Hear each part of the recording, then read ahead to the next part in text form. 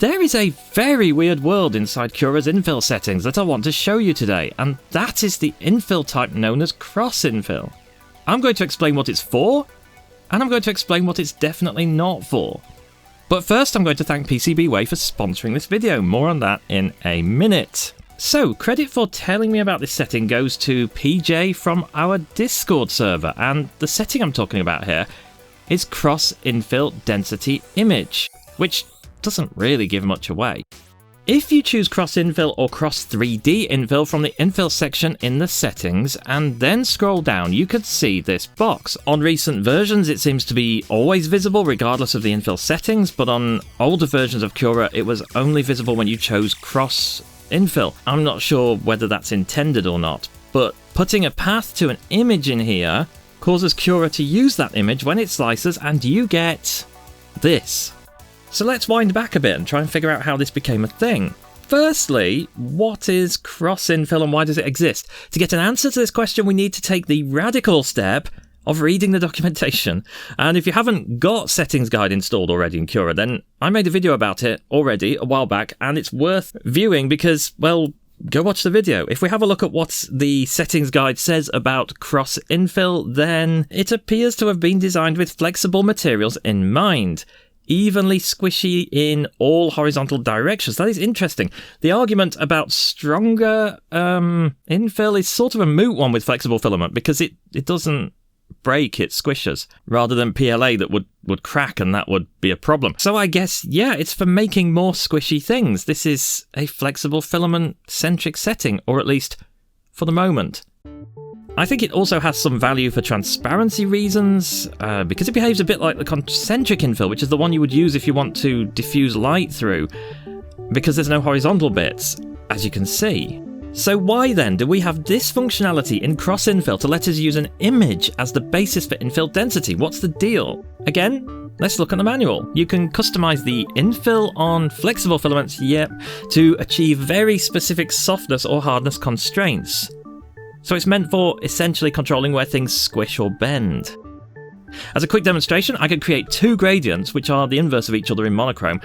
One is dark in the middle, the other is light in the middle. When we slice them with those respective images as the density map, we get exactly what we expect. And if we print that out, we get two identical looking pieces from the outside, but one is squishy in the middle, the other is hard in the middle and squishy at the edges. That's quite cool. It's normally, I think, meant to be used vertically, meaning the opposite axis to which I've used it, but it seems to work both ways in a fashion. The way the image works in terms of how Cura processes it is by using the brightness value of the pixels. This determines the density between nearly 0 and the infill value that you specify. So it is not a bad strategy to set your infill to 99%. For some reason 100% doesn't work. And if I just randomly create a map like this, then print that out, when I bend it, it should bend where I tell it to. Let's see if it does. Good. This is actually really cool. I can think of a lot of uses for this in compliant mechanisms, or if you are a drone person, then you should be interested in this as well, as you can use it to intentionally determine where parts fail or where the stresses land. So it's not just useful for hiding weird surprises in the infill after all, it turns out. But if you do want to use it for that, then you absolutely can. You could use it to put your logo as infill if you wanted to. And speaking of logos, here's the logo of today's sponsor, PCBWay.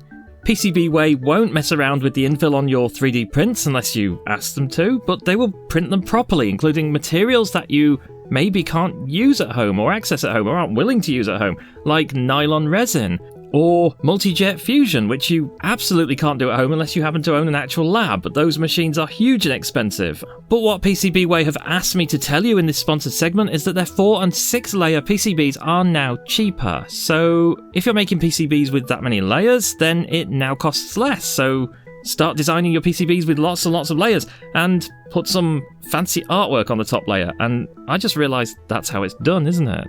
Aesthetics and colour are now a thing with PCBs. Getting PCBs made by PCBWay is super easy. You just upload your files and choose the options, or leave them as default, and then you submit the order and they will do the rest. So check out the link in the description. Thank you PCBWay for sponsoring this video, and now back to Infill. One final thing about cross-infill, well, two actually. If you read the documentation, it specifies that this works only for cross 3D infill, but that's clearly a porky because I've been using it on 2D cross-infill. But yeah, there's a 3D cross-infill mode, which is kind of crosses that change as you go up vertically, obviously. I printed one out, here it is. It does seem to have more rigidity. It kind of reminds me of a mattress, I think.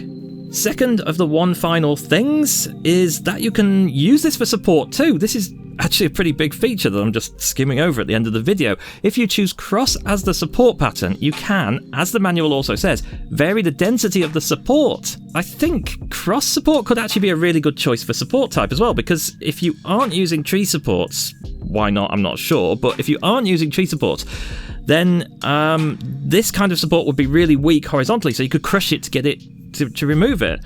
If you spend time getting the image map right, you could also supply the image map with your STL if you share it online, and people could use that image map to generate their own supports. I don't think anyone's done that yet, but that could be a really, really useful thing. So there you go, we are done. I want to also say that the FLSun V400 and the Creality Sprite Extruder have both been absolutely amazing at printing the TPU examples for this video.